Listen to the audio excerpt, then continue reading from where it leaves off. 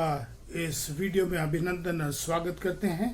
और पिछले वीडियो में हम लोगों ने बातचीत करी थी शरीर के गुलाम के स्वभाव के बारे में, जिसमें हम लोगों ने चर्चा करी डाह, ईर्ष्या और जलसखोरी क्या होती है और उससे हमें क्या क्या नुकसान होता है।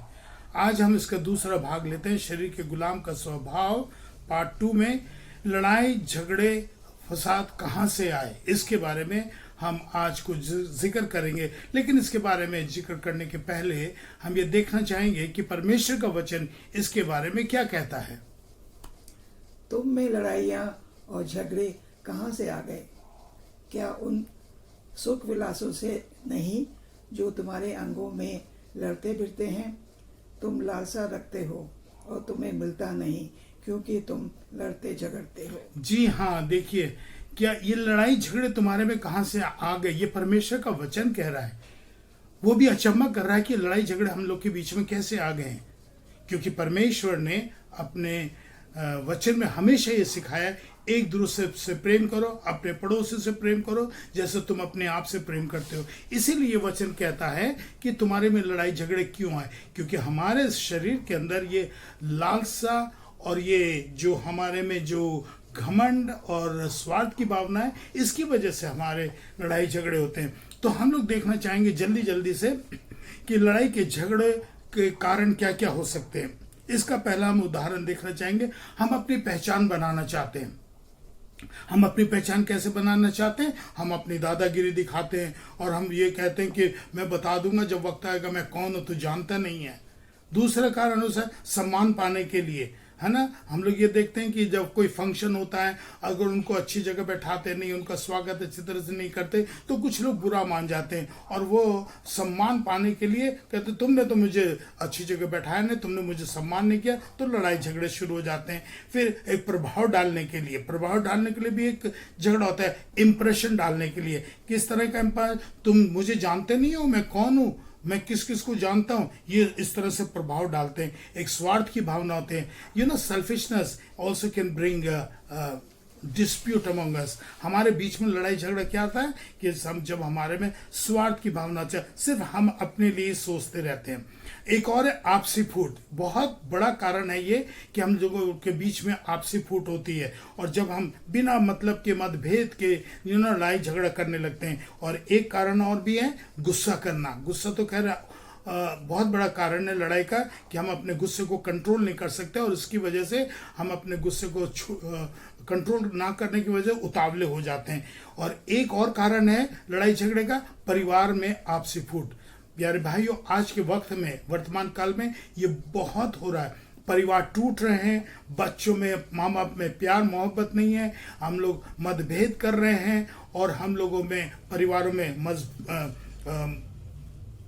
प्रेम मोहब्बत नहीं है और हम बस मतभेद में रहते हैं। और ये आपसी फूट की वजह से परिवार में हमारे लड़ाई झगड़े हो रहे हैं और परिवार टूट रहे हैं और परिवार अलग हो रहे हैं। और एक प्रेम का गलत संबंध, एक लड़का एक लड़की से प्रेम करता है और वो प्रेम के वजह से ईर्ष्या होती है, उसमें लड़ाई झगड़े होते हैं। वो उससे क्यों प्रेम करता है, क्या होता है, ये प्रेम का जो गलत संबंध हो जाता है वो भी एक लड़ाई का झगड़ा बन जाता है।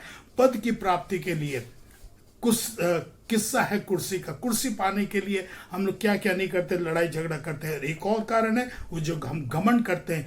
घमंड की चढ़ी आंखों से परमेश्वर नफरत करता है। घमंड नहीं चाहता कि परमेश्वर नहीं चाहता कि हम घमंड करें। और घमंडी आदमी जो होता है वो हमेशा अपने आप को शो ऑफ करता है और लड़ाई झगड़े में रहता है। एक और कारण हो सकता है लड़ाई झगड़े का, चिंता। जब हमारे में चिंता हो जाती है तो हम घबराने लगते हैं, परेशान होते हैं, हड़बड़ाने लगते हैं और उसकी वजह से चिंता जब हो जाती है तो परिवारों में या ऑफिस में या अपने बॉस के साथ या अपने कोलीग के साथ हम लड़ाई झगड़ा करने लगते हैं। तो ये सारे कारण हैं। लेकिन लड़ाई के झगड़ों के कुछ कारण है, उसमें परमेश्वर का वचन क्या कहता है, जरा सुनेंगे। देखिए वो क्या कहता है परमेश्वर का वचन।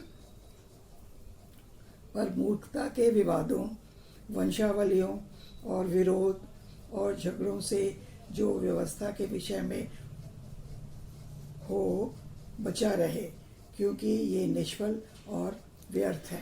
जो फालतू की बातें हैं, जो बेकार की चीजें हैं, जिसमें हमें उलझना नहीं चाहिए, उनसे दूर रहने के लिए परमेश्वर का वचन कहता है, क्योंकि वो सफल है, उसमें सफलता नहीं है और वो व्यर्थ की बातें, इसलिए परमेश्वर कहता है इन बातों से दूर रहो। और फिर लड़ाई झगड़े के हानि क्या क्या है, इसी परमेश्वर के वचन में बोला गया। परमेश्वर के वचन के द्वारा हम सीखना नहीं चाहते, परमेश्वर के वचन जो हमें बताता है हम उसको बड़े लाइटली ले लेते हैं, और उसके जो विवाद विरोध जो होता है हम लोग उसमें फंस जाते हैं, लेकिन हमें उससे दूर रहना चाहिए। दूसरी बात, परमेश्वर का वचन ये कहता है कि जो लड़ाई झगड़े करते रहते हैं वो अपने आप को मूर्खता पेश करते हैं, वो मूर्ख नजर आते हैं, उनमें जो है एक अजीब सा स्वभाव नजर आता है। और वे लोग जो झगड़ा करते रहते हैं, सबसे बड़ी हानि उनके जीवन में क्या है, वो कभी भी अपने जीवन में सफल नहीं होंगे, निसफल होते रहेंगे और अपने आप को मूर्खता दिखाते रहेंगे। इसीलिए परमेश्वर का वचन कहता है अगर तुम सफल होना चाहते हो तो इन लड़ाई झगड़ों से बचे रहो, तो तुम जीवन में सफलता पाओगे। तो देखिए, परमेश्वर का एक वचन हमको बहुत ललकार के कहता है, ध्यान से सुनिएगा वो परमेश्वर का वचन क्या कहता है। हे प्रियो, जब परमेश्वर ने हमसे ऐसा प्रेम किया तो हम भी आपस में एक दूसरे से प्यार करें।